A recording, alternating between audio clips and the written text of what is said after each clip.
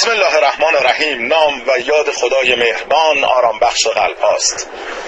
عرض ادب و احترام و سلام و صبح بخیر صمیمانه تقدیم شما خوبان. من دکتر سید حمیدرضا محتشمی هستم، روانشناس و مدرس مهارت‌های زندگی.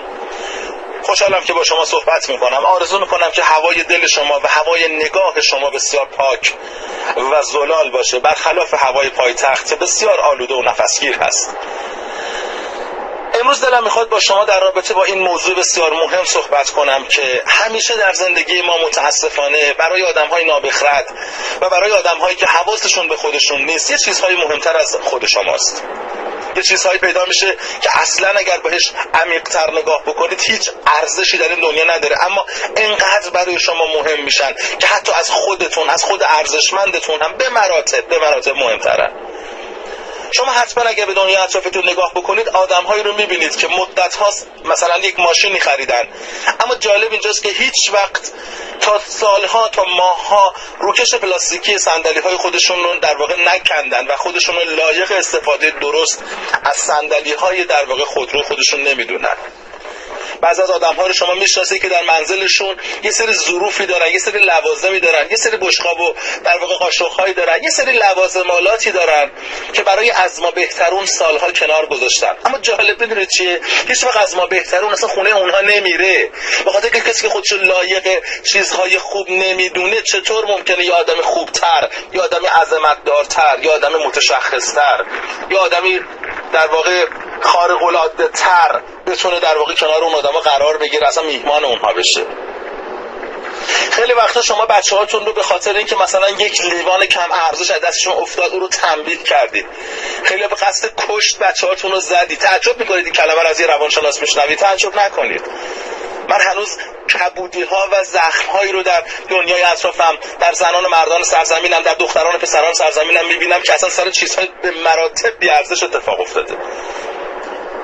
خیلی دردآور هست. شما بعضی از آدم‌ها رو می‌بینید که هیچ وقت خودشون رو لایق این نمی‌دونن که اگر یک ماشینی خریدن از همه چیز اون درست استفاده بکنن. همیشه نگران اینن که اون یه وقت استهلاکی براش ایجاد نشه. باورتون میشه؟ باور می‌کنید که هنوز آدمایی هستن که وقتی مثلا میان منزل شما میهمان میشن، وقتی شما ظرفاتون رو توی ماشین ظرفشویی می‌چینید، میگه ای بابا ولش کن، بس من خودم میشورم، با دست میشورم.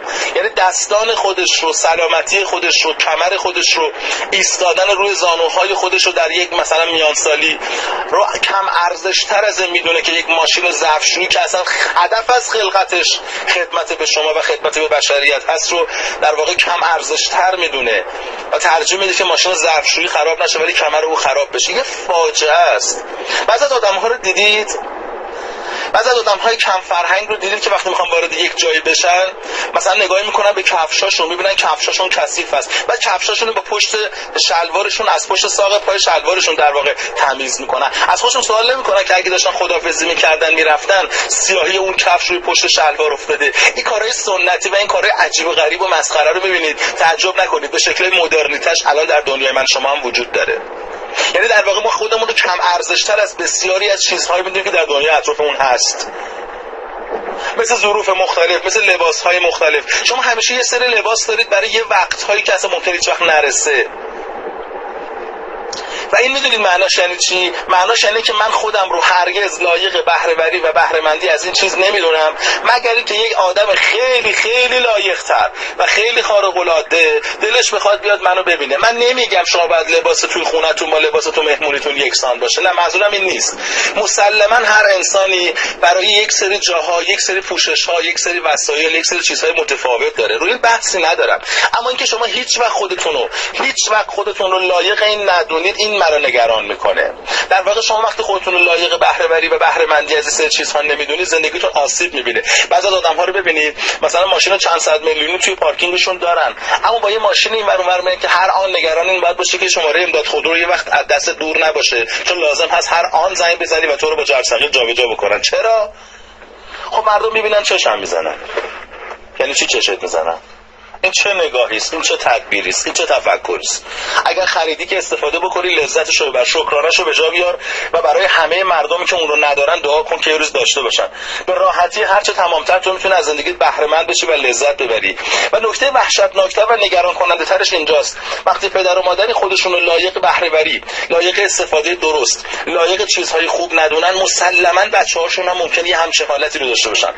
شاید که شما به نظرتون بیاد ای آقای دکتر، چه بچه‌های ما آدمو درسته میخورن. بله، اونها زندگی نزیسته شما رو زندگی میکنن. اونها فکر میکنن که میتونن حق شما و تمام جد و آبادشون رو از حلق و حلقوم زندگی بکشن بیرون. اما وقتی پای ارزش‌های خودشون میرسه، شما نگاه کنید بچه‌های خانواده‌های این چنین رو ببینید، داغون‌ترین و افتضاح‌ترین انتخاب‌های عاطفی و ازدواجی رو میکنن.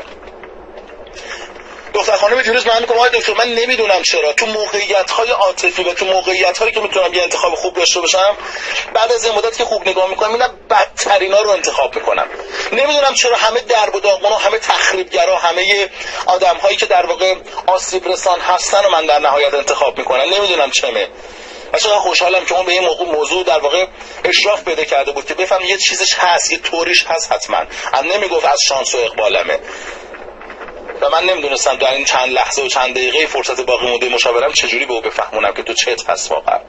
عزت نفس همون واژه‌ای که توی همچین جاهای سراغ انسان میاد. دوستان من، وقتی شما خودتون رو لایق این میدونید که توی آرایشگاه برید و مثلا به خودتون برسید، نمیگم هی پولاتون رو دور بریزید، منظورم این نیست، اما هر از گاهی واقعا این کارو بکنید. فکر نکنید چون شما و خواهراتون همه با همدیگه مثلا آرایشگری بلدید، بهتر هر وقت که همدیگه رو میبینید همدیگه رو اصلاح بکنید یا مثلا موهای همدیگه رو رنگ بکنید. این فاجعه است. به خودتون این احترام رو بذارید که روی صندلی یک آرایشگاه خوب، شیک، مدرن به اندازه به ذات مالیتون بنشینید و یک خانم آرایشگر این کاره کاربلد موهای شما رو درست بکنه. این هویت به شما میده. ازتون خواهش میکنم فکر نکنید اگر شما خیاطی بلدید باید همه کاراتون رو خودتون بکنید. گاهی وقتا باید این اتفاقو بیرون رقم بزنید. فکر نکنید اگر شما دست به آچارید باید همه کارا رو خودتون انجام بدید. گاهی وقتا برید اجازه بدید که تعمیرگاه و تعمیرکار این کارو برای شما بکنه. تعجب نکنید، اینا اسراف کردن نیست. اینا به اندازه معقول استفاده کردن از امکانات دنیا اطراف برای پی بردن به هویت و احیای هویت عزت نفس یک انسان. دوستان من، گاهی وقتا اگر شما یه خونه پدری، یک جایی دارید که مثلا همیشه وقت شمال کشور میرید اونجا میرید، یه وقتی پولاتون رو جمع بکنید، یه هتل خیلی لاکچری و شیک برید. واسه اینکه شما با یواش یواش باید این هویت رو پیدا بکنید که توی مسیر زندگی شما باید یک سری اتفاقات عجیب بیفته تا سطح زندگی شما رو بالا بیاره. اسراف ممنوعه، درش تردیدی وجود نداره که بخورید و بیاشامید اما اسراف نکنید. اما نکته که هست اینه که یه جاهایی بعضی وقتا شما باید برای بالا بردن عزت نفس خودتون به خودتون یک در واقع حال خوبی رو انتقال بدید. باید هوای خودتون رو داشته باشید. پس به طور آگاهانه گاهی وقتا در مقابل چیزهایی که خیلی ذهنتون رو درگیر میکنه، حستون رو به هم میریزه، اصلا همش فکرتون رو درگیر کرده، یک کمی سخاوتمندتر عمل بکنید. جالبه شما اون پولی که مدت‌ها دلت می‌خواست برای خودت مثلا بری فلان وسیله رو، فلان ساعت شیک رو یا فلان چیز رو بخری رو، انقدر این پا اون پا کردی، انقدر این دست اون دست کردی که چند تا اتفاق افتاد. یا عزیزی داشتی که مریض شد و خرج دوا درمون می‌خواست بکنه، پول نداشت تو بهش دادی. یا یه لوله تره که توی خونت که مجبور شدی کل لوله کشی رو از رو بیاری و همه پول دادی اونجا. یا دزد یه چیزی رو برد و مجبور شدی خسارت بدی. یا اصلا ازت خود اون پول و اون طلا و اون موقعیت رو بردن. میدونی یعنی چی؟ یعنی وقتی شما از آنچه که دارید استفاده نمی‌کنید، کائنات به شما میگه مثل اینکه شما لیاقتش رو ندارید، اونو میگیره به یکی دیگه میده. اگر شما امروز عشقتون، اگر شما امروز بچه‌هاتون، اگر شما امروز امکاناتتون رو ازش بهره وری نداشته باشید، شامل حال یه سری آسیب‌ها میشه. دوستان من، اگر عشق در دنیای شما هست، شما از اون عشق به معنای واقعی استفاده درست و بهره وری درست نمی‌کنید، اون جهان هستی از شما میگیره، اون رو به یکی دیگه میده که ازش قدرش رو بدون ازش درست استفاده کنه. اگر شما از مغز و اندیشه و حافظتون استفاده نمی‌کنید، در بزرگسالی حتما آلزایمر میگیرید، چون که شما جهان به شما میگه تو که لازم نداشتی اصلا حافظتو، اصلا چیزی به ذهنت نگه نمی‌داشتی، نه مناسبتی، نه تاریخ تولدی، نه تاریخ ازدواجی، نه شماره تلفنی، نه بدهی، نه تاریخ بدهکاری تو، نه تاریخ چک‌هاتو، بعد تو اصلا حافظه رو برای چی لازم داری؟ و اگر شما از فیزیکتون و اگر شما از بدنتون درست استفاده نمی‌کنید، مثلا استفاده نمی‌کنید، در آینده نزدیک شما دچار آسیب‌های عجیب و غریب میشید، شما دچار بی‌تحرکی میشید. دچار آسیب‌هایی میشید که جهان هستی به تو میگه که تو از این زانوها و بدن استفاده‌ای نمی‌کردی، بذار همینجوری گوشه تخت بیمارستان کهولت بیماری بخوابی. شما فکر می‌کنید اگر یک ماشینی رو مثلا ازش استفاده نکنید همیشه سالم میمونه؟ شما از خودتون سوال کردید که لوازمالاتی که ازش مدت‌ها استفاده نمی‌کنید چه بلایی سرش میاد؟ کولرهای گازیتون رو لطفاً در حین مثلا از الان از تابستان تا تابستان بعد حداقل یک بار باید در زمستان روشنش کنید، گاز اون بالا بیاد، بهش بفهمونید من درسته که هوا سرده، حواسم به تو هست و من دوباره تابستان به تو نیاز دارم. خیلی چیزا باید اینطوری نگاه کنید دوستان من. اگر مدت‌ها ماشینتون گوشه پارکینگ داره خاک می‌خوره و همش دارید از ماشین این اون استفاده می‌کنید، پیاده میرید، خودتون رو لایق استفاده از ماشینتون نمی‌دونید، گاهی بهش استارتی بزنید محض رضای خدا. شاید باتری اون نیاز به توجه داره تا نخوابه. و به همه چیز زندگی اینگونه نگاه کنید. به تمام کسانی که به شما محبت میکنن توجه کنید و هر چی در این دنیا توجه کنید اون چیز رشد میکنه دوستان خوبم. پس اگر به لیاقت خودتون و آنچه که خودتون مستحقش هستید توجه بکنید، استحقاق بیشتری پیدا میکنید نسبت برکات الهی، برکات زمینی، برکات مادی، برکات عاطفی. مطمئن باشید کسی که خوب و عاشقانه زندگی میکنه، اگر یک کسی لیاقت عشقش رو نداشت، یک کسی لایق‌تر، یک کسی مهربان‌تر، یک کسی عاشق‌تر سرش قرار میگیره. اینشتین گفت هیچ انرژی در دنیا هدر نمیره، فقط از حالتی به حالت دیگه تبدیل میشه. من میخوام به شما بگم انرژی عاطفی و انرژی عشق هم همین گونه است. هرگز ندیدم در جهان کسی رو که یک عشق واقعی و خالصانه رو نثار کنه. یک نامردی، یک بی انصافی، یک ناکارآمد و ناکاربلدی قدرش رو ندونه و یه روز یک کسی پیدا نشه که به همان اندازه و یا شاید چند برابر بیشتر مهری که تو به اون آدم و به اون آدم ناشایسته دی یا جا بهت بر نگردونه، به شرط اینکه درک بکنی که دقیقاً هر چیزی رو باید کجا و چقدر مصرف بکنی. با یه همچین نگاهی امروزتون آغاز بکنید لطفاً دوستان خوبم و خودتون رو لایق بهترین ها بدونید و خودتون رو لایق چیزهایی بدونید که حداقل دارید. به چیزهایی که ندارید فکر نکنید. در مورد چیزهایی که توی کمد هاتون قایمش کردید و خودتون رو لایق استفاده ازش نمیدونید عرض کردم. لایق بهره وری از کسانی که میتونید در مجاورتشون باشید، باهاشون قهرید و نمیدونید سر چی شد که اصلا فاصله بینتون افتاد عرض میکنم و حرف میزنم.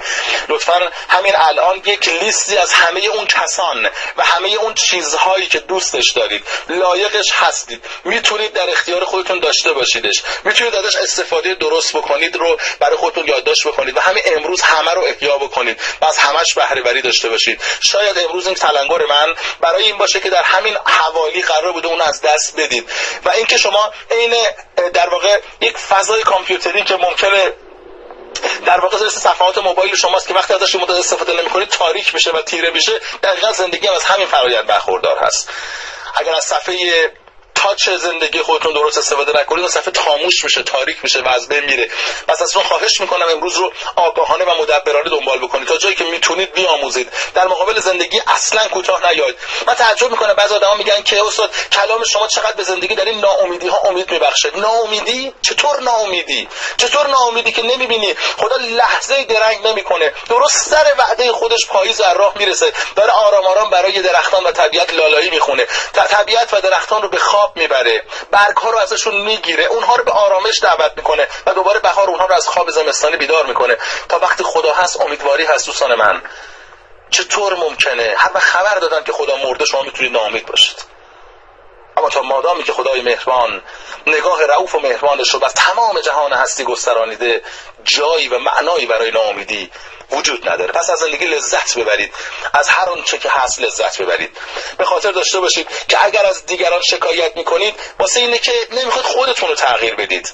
بزرگی میگفت، جایی خوندم نوشته بود، از دیگران شکایت نمیکنم بلکه خودم رو تغییر میدهم، چرا که کفش پوشیدن راحت‌تر از فرش کردن دنیاست. اینا با دنیا کلنجار نرید دوستان من. اگر افسرده اید یادتون باشه که دارید در گذشته زندگی میکنید. اگه اضطراب و استرس دارید بدونید که درگیر آینده اید. اما اگه آرامش دارید و لذت میبرید بدونید شما یا لایق این هستی که در لحظه حال زندگی کنید. هر کتاب روانشناسی و هر کتاب موفقیتی در دنیا بخونید حتما شما رو یک جایی دعوت میکنه به زیستن در لحظه اکنون و در لحظه حال زندگی کردن. برای در لحظه حال زندگی کردن از هر آنچه که در دنیاتون هست لذت ببرید. گفت چه سعادتی است وقتی که برف میبارد دانستن این که تن پرنده ها گرم است. ای حلزون از کوهستان فوجی بالا برو، ولی آرام آرام. خدا نگهدار شما.